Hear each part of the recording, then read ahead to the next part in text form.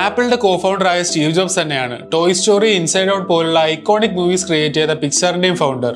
1985 മാക്കിൻടോഷ് കമ്പ്യൂട്ടറിന്റെ പരാജയത്തിന് ശേഷം ആപ്പിളിന്റെ ബോർഡ് മെമ്പേഴ്സ് തന്നെ സ്റ്റീവ് ജോബ്സിനെ മാനേജീരിയൽ പൊസിഷനിൽ നിന്ന് ഫയർ ചെയ്തു. ഇതോടെ സ്റ്റീവ് ജോബ്സ് ഓൺ ചെയ്ത മെജോറിറ്റി സ്റ്റോക്കും സെൽ ചെയ്ത് ആപ്പിളിൽ നിന്ന് റിസൈൻ ചെയ്യുകയായിരുന്നു. സ്വന്തം കമ്പനിയിൽ നിന്ന് ഇറങ്ങിപ്പോകേണ്ടി വന്നിട്ടും സ്റ്റീവ് ജോബ്സിന് കമ്പ്യൂട്ടേഴ്സിനോടുള്ള പാഷൻ നഷ്ടമായില്ല. അതേ വർഷം തന്നെ ആപ്പിളിലെ ചില ഫോർമർ എംപ്ലോയീസിന്റെ കൂടെ ചേർന്ന് നെക്സ്റ്റ് എന്ന പേരിൽ ഒരു പുതിയ കമ്പ്യൂട്ടർ കമ്പനി സ്റ്റീവ് ജോബ്സ് ആരംഭിച്ചു. ഇതിന്റെ കൂടെ ലൂക്കാസ് ഫിലിമിന്റെ ഭാഗമായിരുന്ന ഒരു ചെറിയ ഗ്രാഫിക്സ് ഗ്രൂപ്പിനെ വാങ്ങി അതിന്റെ പേര് പിക്സാർ എന്നാക്കി മാറ്റി. പിക്സാർ ഇമേജ് കമ്പ്യൂട്ടറും അവരുടെ റെൻഡറിംഗ് സോഫ്റ്റ്വെയറും സെല് ചെയ്യാനുള്ള ഡെമോ ആയിട്ടാണ് പിക്സാർ ആദ്യം high quality CGI short films create ചെയ്തത്. 1988 പിക്സാറിന്റെ ടിൻ ടോയ് എന്ന ഷോർട്ട് ഫിലിമിന് ഓസ്കാർ അവാർഡ് കിട്ടിയപ്പോഴാണ് CGI മൂവീസിന്റെ പൊട്ടൻഷ്യൽ ഹോളിവുഡ് മനസ്സിലാക്കുന്നത്.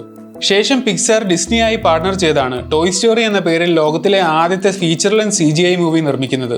$10 മില്യൺ സ്റ്റീവ് ജോബ്സ് വാങ്ങിയ പിക്സാർ 2006 $7.4 ബില്യൺ ഡിസ്നി അക്വയർ ചെയ്യുന്നത്.